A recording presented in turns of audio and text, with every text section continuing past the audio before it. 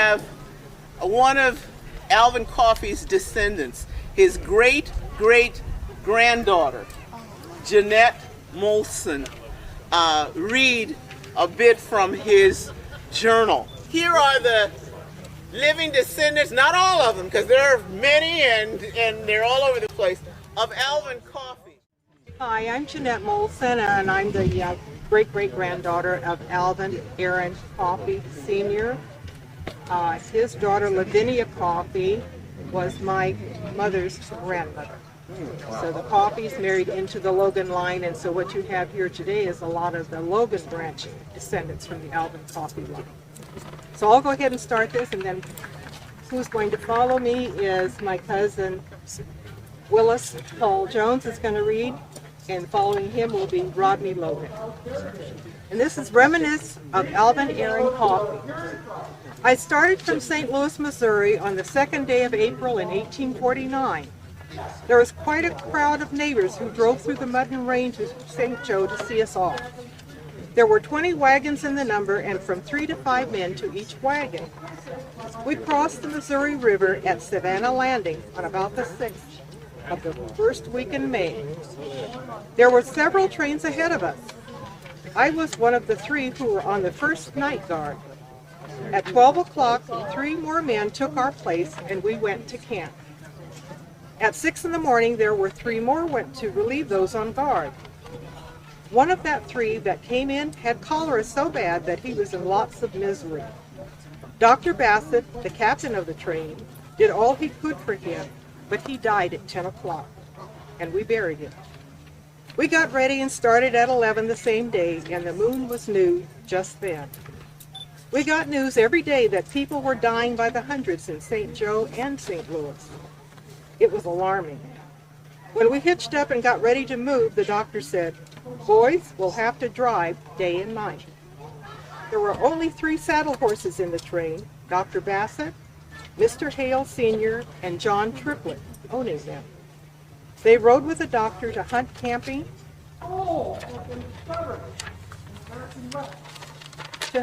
places. We drove night and day and got out of reach of the cholera. There was none ahead of us that we know of. Dave and Ben Hedsmith's train was ahead of us. They had 14 or 15 wagons in the train and 3 to 5 men to a wagon.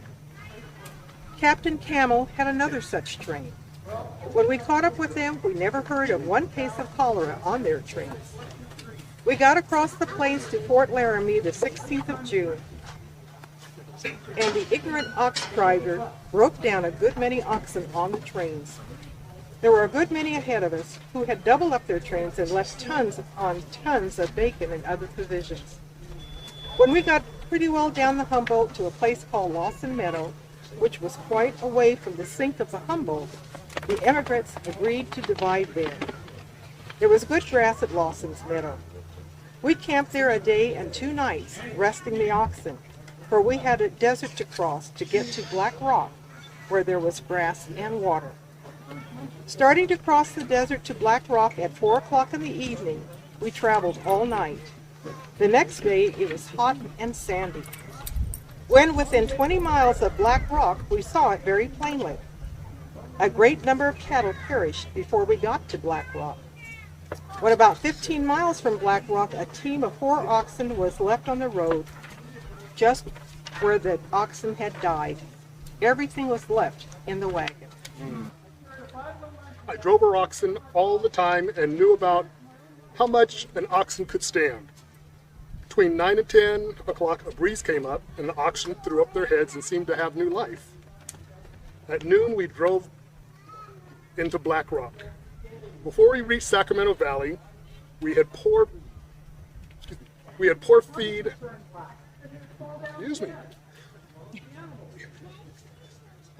feed a number of nights.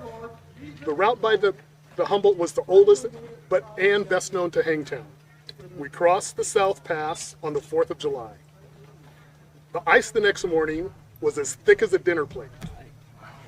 Yeah, ice in June, 4th of July. About 2 days before we got to Honey Lake, we were in a timbered country. We camped at a place well known as Rabbit Hole Springs. An ox had given out and was down, not able to get up about 100 yards from the spring. A while after dark, it was going to be the oxen commenced an awful bawling.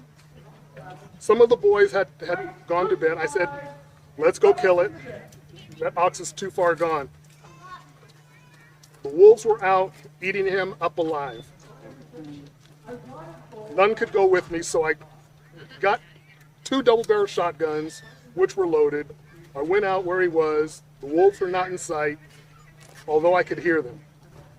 I put one of the guns about 6 inches from the ox's head and killed him in one shot. The wolves never tackled me. I had reserved 3 shots just for them, just in case. When we got to Deer Creek in Sacramento Valley, we divided up the wagons. So we went to Sacramento. Some went to Sacramento to get provisions for the winter and came up to Redding Springs later. We camped several days at Honey Lake, but the grass on Madeline Plains was not very good. While head staff and guide and a guide we had were hunting the best path to Sacramento Road, the cattle recruited up nicely. We took up several days to go from Honey Lake to Sacramento Valley. Those that kept on Deer Creek to Redding Springs camped at Redding Springs the 13th day of October, 1849. 8 to 10 mile drive was a big one for us at the latter end. The last 4 miles, the cattle had nothing to eat but poison oak brush. We cut down black oak for them to browse on and got to Redding Springs the next day about 4 o'clock. We watered the oxen out of buckets that night and morning. The next day we gathered them up, drove them down to Clear Creek where they had a lot of poison oak to eat. On the morning of the 15th, we went to dry digging mining. We dug and dug till the 1st of November. At night, it commenced to raining, and rained and snowed pretty much all winter. We had a tent, but it barely kept us all dry. There were from 11 to 12 in our camp. We cut down pine trees for shakes to make a cabin. It was a whole week before we had a cabin to keep us dry. Okay. The day we left Humboldt at Lawson's Meadows, I forgot the day of the week or the month. We started in at 3 o'clock in the afternoon to make the desert. We drove that evening and all night. When day came, we were in sight of Black Rock. When we got within about 10 miles of Black Rock, the sun was hot and the sand was deep. One of the oxen got leg weary. I drove them out to the side and let them rest about an hour. The oxen was tired. I gave a bucket of water. In about an hour, a breeze blew up and I pulled them in the road and let them take their time. It was getting towards noon when we made Black Rock.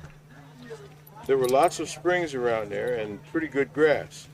We unyoked the oxen and were herding them around on the best of the grass.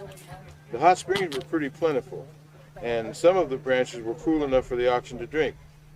The greatest trouble was to keep them far enough from the springs from falling in. With all of our care, one dropped in with his hind feet. The notice was given and 8 or 10 men came around in a few minutes. They got him out by the horns, ears, and jaws and soon pulled him up on the bank. There were a few of us standing behind the ox, and as soon as we got him up high enough, some of us caught him by the tail. Every hair came out of his tail while we were pulling him up.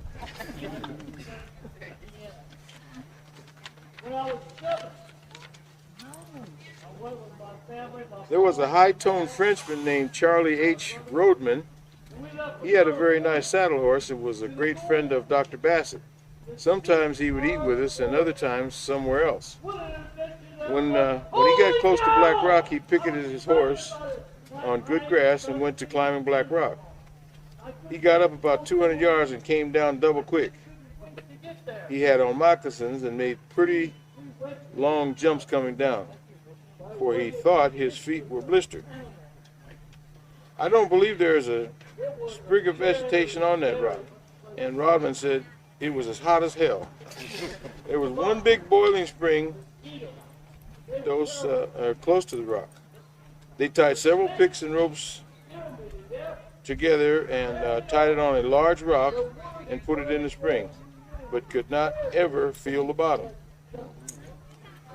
Put a piece of bacon on a string and let it down in the spring, and it would cook as quick as the hottest fire you could make. Hot water.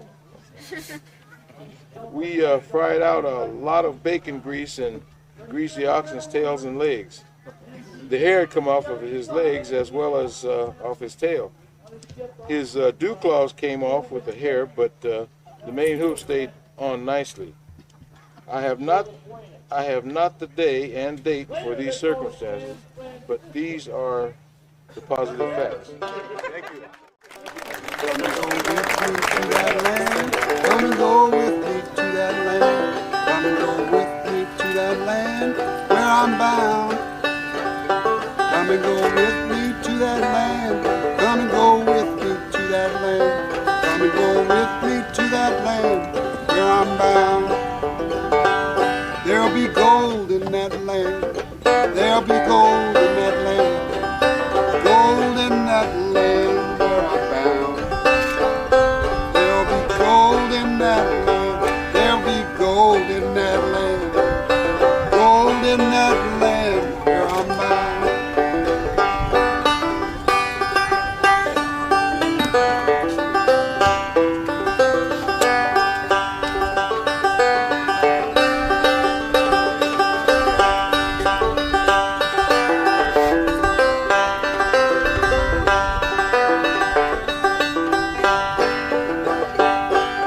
Riches in that land, there'll be riches in that land. Riches in that land where I'm bound. There'll be riches in that land. There'll be riches in that land. There'll be riches in that land where I'm bound.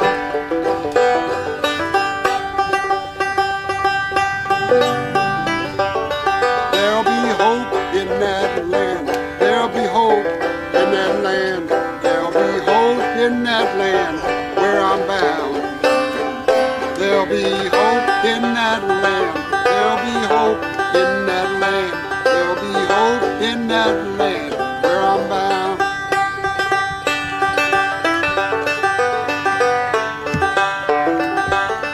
On my way, and I won't turn back. I'm on my way, and I won't turn back. I'm on my way, I won't turn back. I'm on my way, glory, hallelujah. I'm on my way, I won't turn back. I'm on my way, I won't turn back. I'm on my way, don't turn back. I'm on my way, glory, hallelujah, I'm on my way. If you can't go, let the children go. If you can't go, let the children go. If you can't go, let the children go.